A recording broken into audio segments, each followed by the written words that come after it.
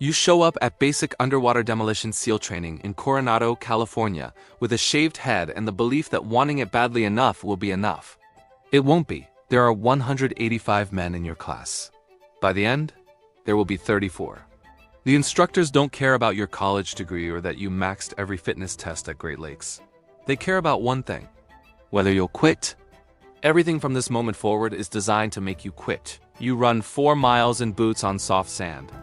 You swim 2 miles in the ocean wearing fins that tear your heels raw. You carry a 200-pound log over your head with your boat crew. And if one man drops his end, everyone starts over. The strongest man in your class quits on day 9. Walks up to the brass bell, drops his helmet liner, and rings it 3 times. The sound carries across the beach. The instructors set out coffee and donuts next to the bell so you can watch your former classmates eat while you suffer. 3 more ring it before lunch. Then comes Hell Week. 5.5 days. 4 hours of sleep total, not per night. Total. It starts Sunday at midnight. Explosions, fire hoses, instructors screaming, contradictory orders for 132 hours. You don't stop moving. You run over 200 miles. You carry boats on your head until the skin wears off your scalp. You sit in the Pacific in January until you shake so violently the man next to you thinks you're having a seizure. By Wednesday, you hallucinate. A man in your boat crew holds a conversation with someone who doesn't exist. 75% of your class quits during Hell Week. You don't quit. Not because you're tougher than the men who did. Some were tougher, stronger, faster. They quit because their minds told them to and they listened. You didn't listen. That's the only difference. You learn something during Hell Week that will define your entire career. The body is capable of far more than the mind believes. When the mind says stop, the body has hours, sometimes days, left. The men who quit listen to the voice that says this is impossible. This is too much. You will die here.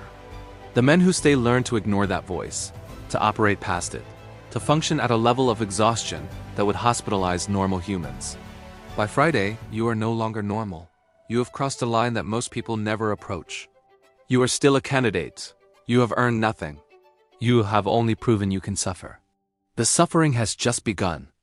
You graduate butt-ass. You complete SEAL qualification training, 26 more weeks, combat diving, land warfare, demolitions. You learn to navigate underwater with nothing but a compass and your breath. You learn to shoot moving, to clear rooms, to call in airstrikes, to blow doors, to treat wounds, to communicate under fire. You learn the skills that separate a SEAL from a candidate. You earn your Trident. The gold eagle clutching a trident, an anchor, and a flintlock pistol. They press it into your chest in a ceremony on the beach at sunrise. Your family watches. Your mother cries. Your father shakes your hand like you're a man now. You think this is the beginning. Everything before was the audition. Your rank is Petty Officer 3rd Class.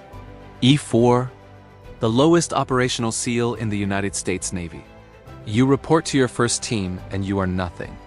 The men here have deployments, combat experience, scars. The kind of silence that comes from having done things they'll never discuss. You carry the heaviest equipment on every operation. You clean weapons that aren't yours. You shut up and learn. Your platoon is 16 men, 2 officers, 14 enlisted. The platoon chief is an E7 with 12 years of experience who reads terrain the way you read a menu. He can tell from the way a village dog barks whether the compound ahead is occupied. You think he's exaggerating until the dog barks wrong one night and the compound erupts with automatic fire. Your first deployment is 6 months.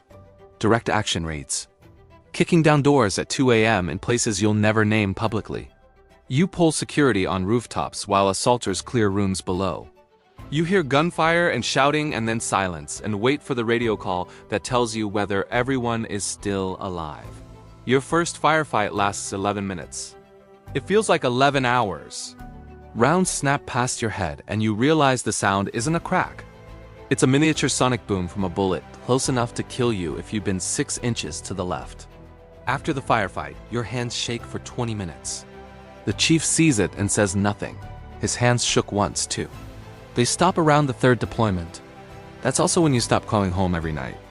Because talking to your family feels like translating between 2 languages you no longer speak equally. They ask if you're okay. You say yes. You're not lying, exactly. You're functional. You're alive. You're doing the job you trained for. Okay is a different category entirely. You don't know if you're okay. You haven't checked in years. E5, Petty Officer Second Class. 2 deployments behind you and you're starting to understand the rhythm. The workup cycle, 18 months of training before each 6-month deployment.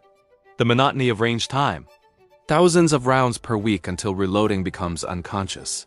Until you can strip and reassemble your rifle in the dark. Until the weapon feels like an extension of your skeleton. You specialize. Every SEAL picks a skill set that becomes their identity within the platoon. You become the breacher. The man who opens doors, sometimes with explosives. Sometimes with a ram. Sometimes with a shotgun loaded with breaching rounds. You learn how much C4 it takes to blow a hinge without killing everyone on the other side. The answer depends on the door, the frame, the material, the standoff distance. Get it wrong and people die. Get it right and nobody thanks you because getting it right is expected. The 3rd deployment changes you. Your team extracts a high-value target. The intelligence says he's alone. He isn't. There's a woman and 2 children in the back room. The target pulls a child in front of him while reaching for a weapon. Your teammate takes the shot because there is no other option. The round passes inches from the child's head. The child is unharmed, physically. You think about that qualifier for months. Each deployment blurs into the next. Different country, different language, same mission. Find the target. Fix his location. Finish him. The men beside you rotate. Get injured. Get promoted. Get out. The work stays the same. You start to notice the work is changing you in ways you didn't anticipate. You're better at violence and worse at everything else? You can clear a room in 3 seconds and can't sit through dinner with your girlfriend without scanning every entrance and cataloging every face. She asks if you're okay. You say yes because that's what you've been trained to say, and because the truth would require explanations. You're not authorized to give an emotions you're not sure you still have access to. You try to explain once. You tell her about the firefights, the doors, the nights spent lying in mud watching a compound for hours. She listens. She tries to understand. But understanding requires context she doesn't have, a framework she can't access. She's never been shot at. She's never pulled a trigger at another human being. She's never watched a man die. The gap between you is not a failure of love. It's a failure of experience. You exist in different worlds now. You visit hers occasionally. You don't live there anymore. E6, Petty Officer First Class. Leading Petty Officer of your platoon. You're responsible for the junior guys now. The new guys who remind you of yourself 6 years ago. Eager. Undertrained, convinced they're invincible. You were the same way. You know better now. You've been to enough memorial services. You've carried enough flag-draped coffins. You've seen what happens when eagerness outpaces judgment. An operator on your 2nd platoon took a corner too fast during a raid and caught a burst of automatic fire in the chest. His plate stopped most of it. 1 round found the gap under his arm. He bled out in 4 minutes while the medic worked, and the rest of the team finished the clearance because the mission doesn't stop for casualties. Not until the building is secure. He was 24. You run the platoon's daily operations now. Training schedules. Equipment maintenance. Readiness reports. The paperwork nobody imagines when they think about being a SEAL. For every hour of combat, 1,000 hours of preparation. Gear lists. Intelligence briefings. Rehearsals. Communications checks. Medical inventories. You've become an administrator who occasionally kicks down doors. The transition is disorienting. You join to be a warrior. You're becoming a manager. But you understand now why it matters. Preparation keeps people alive. The platoons that skip steps lose men. Your body shows the mileage. Knees creak from thousands of parachute landings. Back aches from years of carrying 80 pounds through mountains and deserts and urban rubble.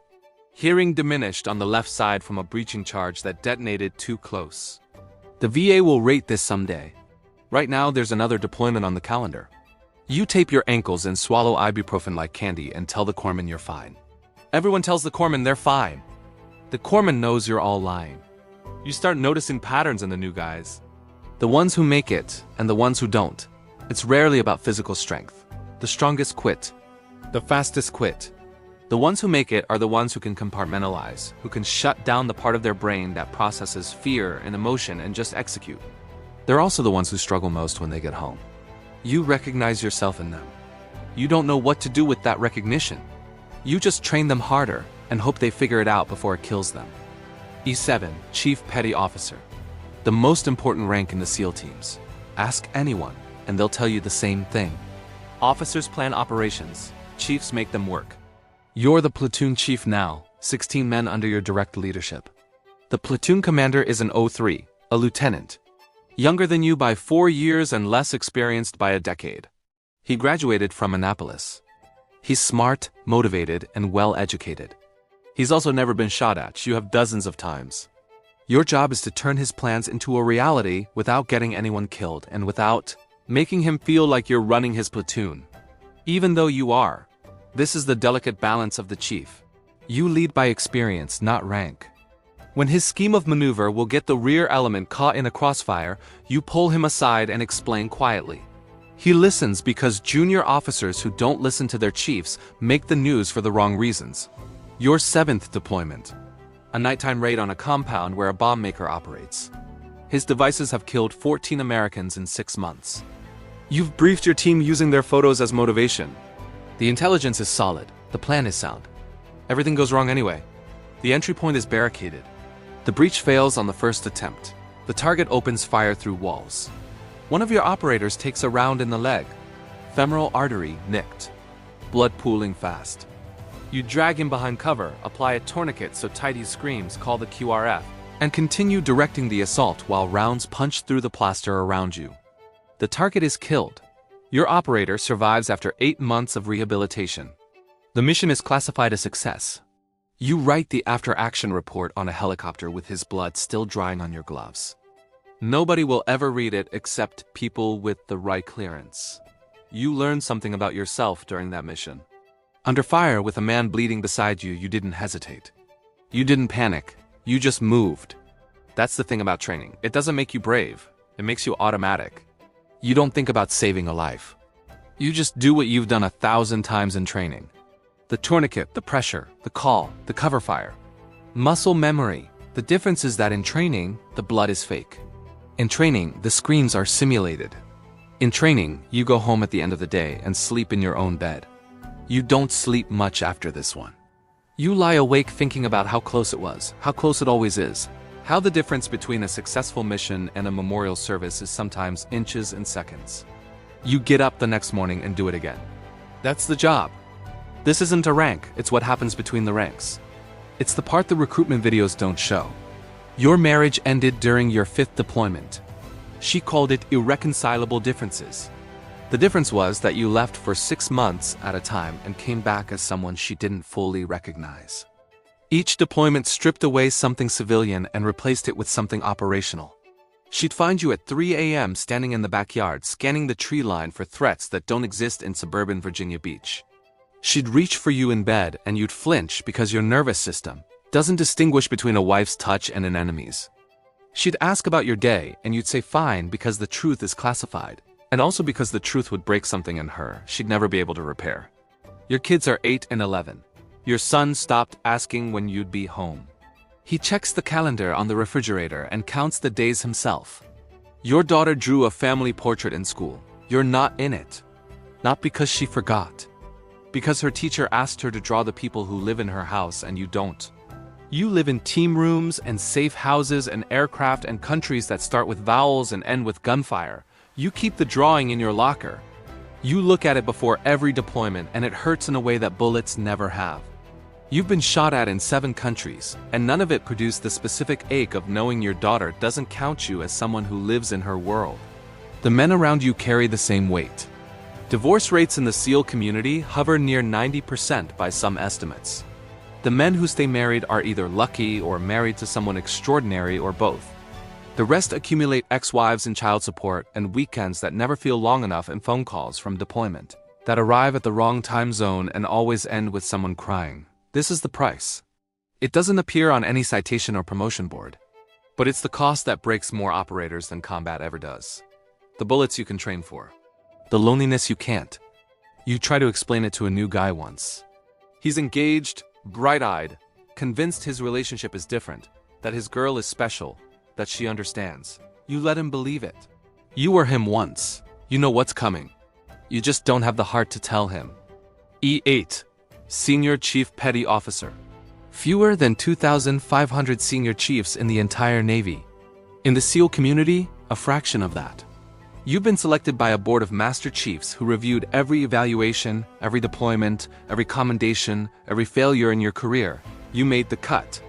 Most don't. You're the operations senior chief for an entire SEAL team now. 4 platoons, 64 operators, plus support staff. You coordinate training cycles, deployment schedules, equipment across the command. You're the bridge between the commanding officer's intent and the platoon chiefs who execute it. When the CO wants the truth, not the sanitized briefing version, he comes to you. You deploy less now. When you do, you stand in tactical operations centers watching drone feeds of raids you would have led 5 years ago. You feel something unexpected, envy. You miss the simplicity. Door, breach, clear, next room. Now everything is meetings and logistics and risk assessments written for people in Washington who've never heard a shot fired in anger. You've started attending funerals for men who didn't die in combat. Suicides. 4 in the last 2 years from your extended community. 1 was a man you mentored from his first platoon. You taught him sniper wind calls. You stood beside him at his wedding. He sounded fine 3 weeks before he died. He laughed about something his kid did. You believed him because believing was easier than asking the harder questions. The harder questions being the ones you don't ask because you're afraid of what the answer will require you to do.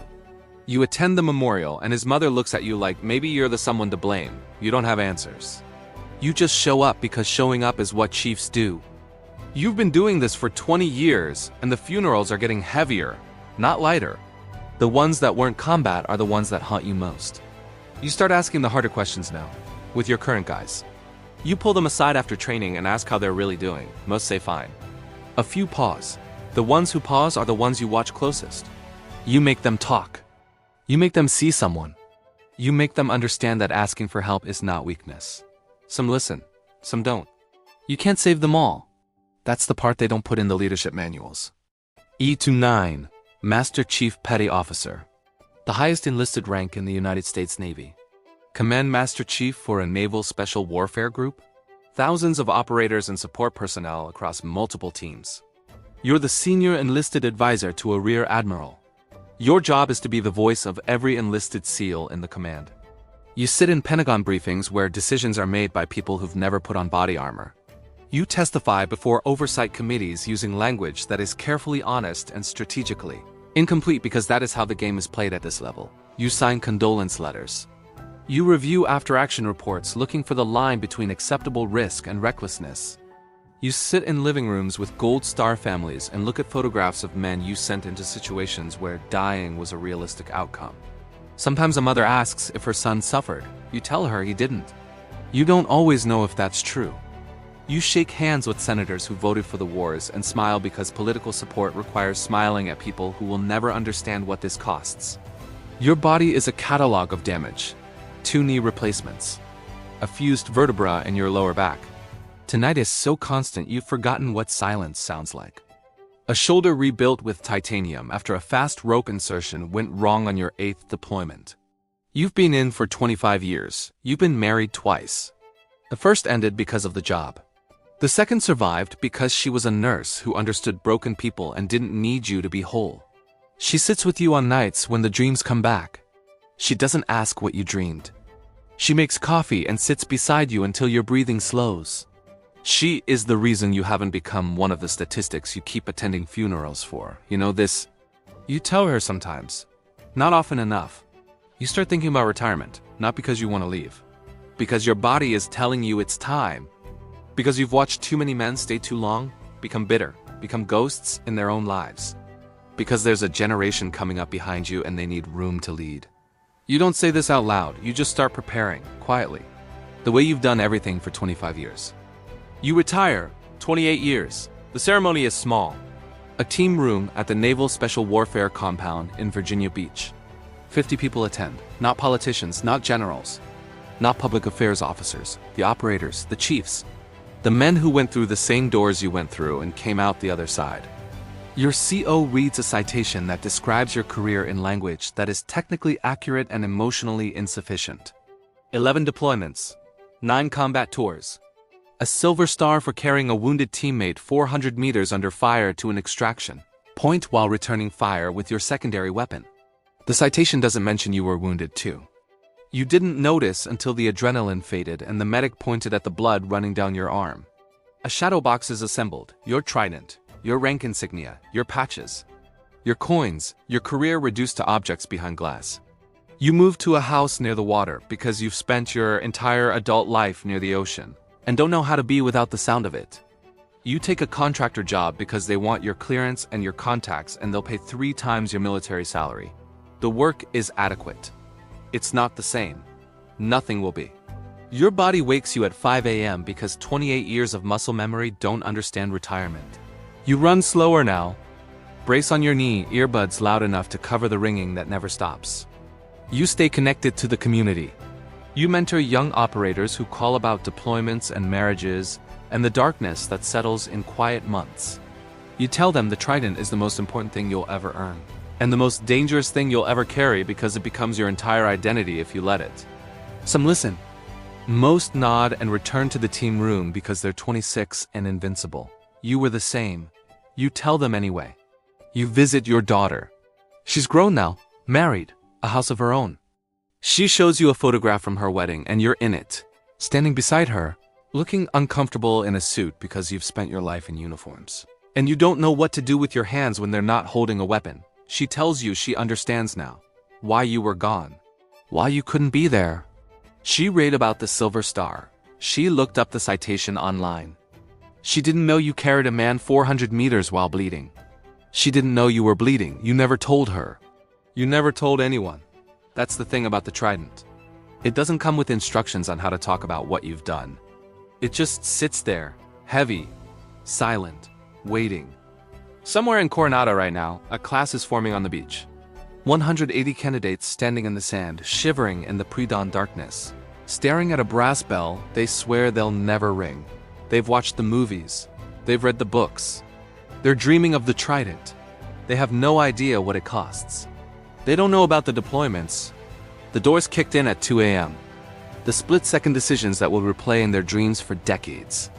They don't know about the marriages that won't survive the 4th deployment. The children who draw family portraits without their fathers.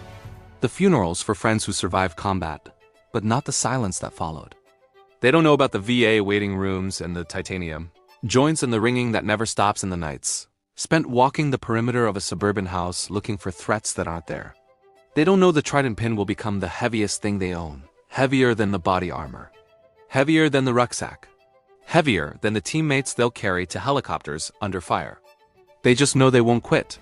They're standing on that beach with 180 hearts beating and 180 minds convinced they are different, that they will be the ones who make it. Most won't.